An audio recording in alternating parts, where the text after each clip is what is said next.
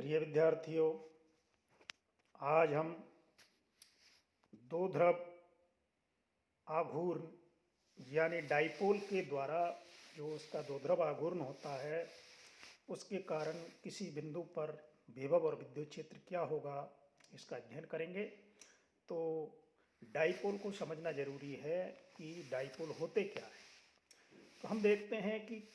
कोई भी आवेशित निकाय एक ऐसा जिसका टोटल चार्ज तो जीरो है, उस पर नेट चार्ज जीरो है, यानी उसमें जो उदासीन सिस्टम है, लेकिन उसके कारण भी विभव होता है। उसका कारण है उसका डाइपोल, यानी उसमें जो पॉजिटिव और नेगेटिव आवेश है वो समान होते हैं, लेकिन उनका जो वितरण केंद्र है, पॉजिटिव और नेगेटिव आवेशों का वितरण केंद्र एक ही बिंदु पर नहीं होता, अर्थात उनके नेगेटिव और पॉजिटिव आवेश वितरण के केंद्रों की एक अल्प दूरी होती है, जिसे हम उनके बीच की दूरी को d से रिप्रेजेंट करेंगे, डिस्टेंस d से, जो कि बहुत अल्प होगी। और जो आवेश है प्लस क्यू माइनस क्यू, उसका जो पॉजिटिव नेट चार्ज है और नेगेटिव नेट चार्ज है, तो Q इंटू डी, यही उसका डाइपोल होगा, Q इंटू डी। तो ये डाइपोल होगा, इसको हम P equal to Q into D से रिप्रेजेंट करते हैं। तो ये डाइपोल हो गया Q इंटू डी। अब इसके कारण अब ये जो डाइपोल है ये माइनस क्यू से प्लस क्यू की तरफ इसकी दिशा होती है हमेशा। तो इस डायग्राम में हम ये देख रहे हैं कि यहाँ पर हमने जेड डायरेक्शन में इसको लिया है, लेकिन ये डाइपोल को हम देखेंगे कि इसमें जो मॉलिक्यूल्स अगर हम देखते हैं एग्जाम्पल के रूप में डाइपोल को, तो मॉलिक्यूल्स जो होते हैं ऐसे HCr, HBr, CO2, H2O, इन सब का एक डाइपोल मोमेंट होता है। जैसे जल को ही देखें H2O को, उसका डाइपोल मोमेंट 6.2 ये होता है इसका, और 10 की power minus 30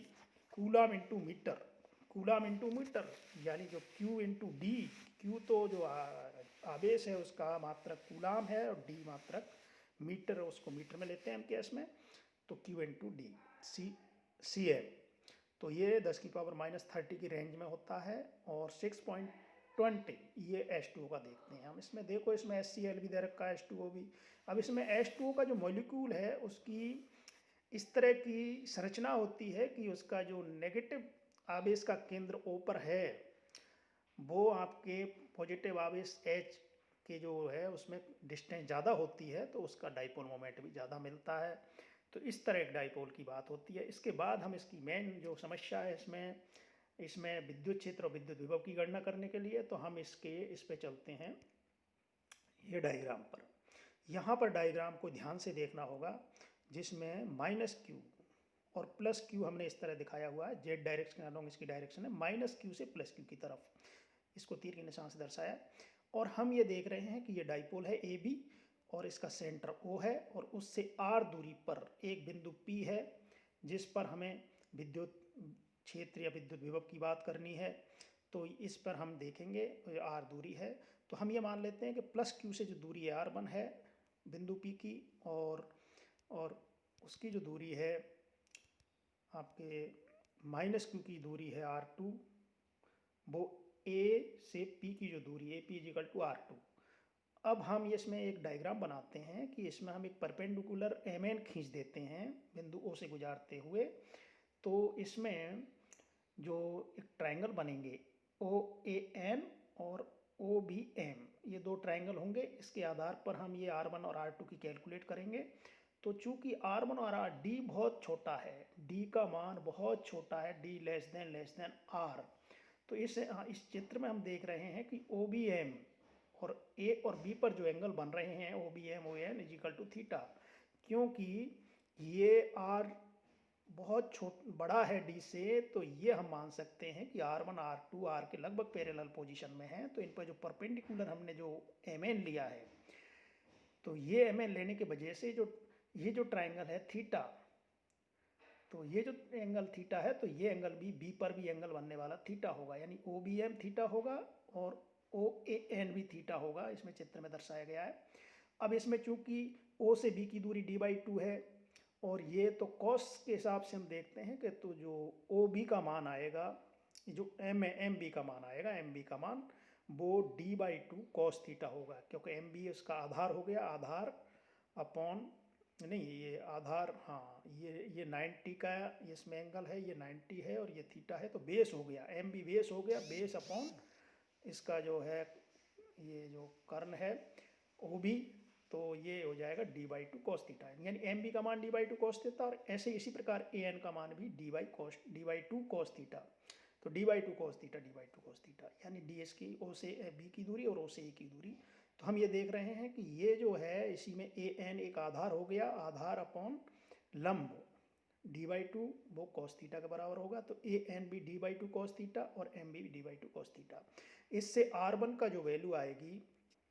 r1 equal to r minus d/2 cos theta और r इजिकल टू ये r2 equal to r plus d/2 cos theta. ये करने के बाद अब आप इसमें ये देखिए, ये अब इससे हम पोटेंशियल देख रहे हैं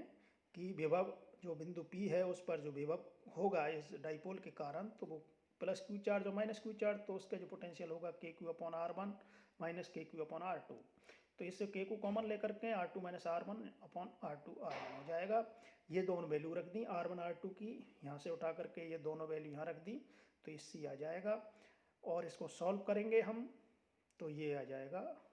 के Q R square D cos theta, यानी और Q इंटू डी को P लिख देते हैं तो K P cos theta upon R square. तो ये पोटेंशियल हो गया, बहुत सिंपल सी कैलकुलेशन है, हम 12th में भी इसको पढ़ते हैं।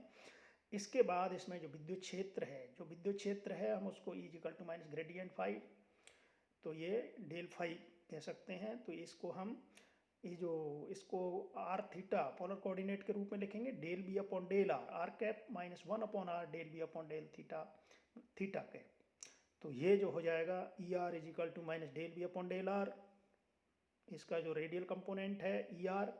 Del B upon del r minus, और ये ई थीटा कंपोनेंट है 1 upon are del B upon del theta. तो E r is equal to this, इसको सिंप्लीफाई किया 2 के पी कॉस थीटा, और ये 2 पी के बी आर क्यू आ जाएगा, ई थीटा निकालेंगे इसी तरह 1 upon are del B upon del theta के रेस्पेक्ट में अपकरण कर दो, कॉस थीटा का माइनस साइन थीटा होगा, और इस तरह ये साइन थीटा लिख करके ये आ जाएगा। दो पार्ट इसके ये आ गए। इन दोनों के मान हम चूंकि ई जो होगा E R R cap, E theta theta cap, तो इसमें वैल्यू रख दी, वैल्यू रखने के बाद ये ई वेक्टर फॉर्म में आ गया। अब चूंकि मैग्नीट्यूड देखना है ई का, तो मैग्नीट्यूड देखना है तो ई जो विद्युत क्षेत्र होगा उसका magnitude E R square E theta square का अंडर रूट कर लो, और इससे सिंप्लीफाई किया तो ये आ गया। अब sine square plus cos square theta को 1 लिख करके इसको इस तरह भी लिख सकते हैं, 1 प्लस 3 कोस स्क्वायर थीटा कर सकते हैं। और चूंकि हमें इसका जो ई वेक्टर है, हम चित्र में देख रहे हैं कि जो विद्युत क्षेत्र है आर कंपोनेंट आर के अलोंग है ई आर, और थीटा उसके परपेंडिकुलर ई थीटा है, तो बीच में कहीं ई वेक्टर होगा। और ये मान लीजिए रेडियल डायरेक्शन से ये आर की डायरेक्शन से बीटा कोण बनाता है ई, तो ये जो टेन बीटा हम निकालेंगे, तो tan beta is equal to E theta upon E R. तो इसको सिंप्लीफाई कर लिया, दोनों कंपोनेंट को डिवाइड करके, तो 1/2 टेन थीटा। तो ये इसका हमें बीटा जो आता है सीधा थीटा से रिलेटेड है, तो ये एंगल बताएगा, ये डायरेक्शन बताएगा, बीटा किसकी, वेक्टर ई की डायरेक्शन बताएगा with respect to position R. तो ये थीटा के रूप में आ जाती है, तो 1/2 टेन थीटा। इस तरह हम इसकी पूरी व्याख्या करते हैं, यानी एक डाइपोल है, उसके कारण बिंदु P पर जो विभव आया K P cos theta upon R square, और जो विद्युत क्षेत्र आया उसका मैग्नीट्यूड आता है के पी अपॉन आर क्यू, और 4 cos square theta plus sine square theta का अंडर रूट, और ये उसकी डायरेक्शन आ जाती है ई की, ई थीटा अपॉन ई आर से 1/2 टेन थीटा टेन बीटा। तो ये अपन का टॉपिक आज कंप्लीट होता है। थैंक्स, धन्यवाद।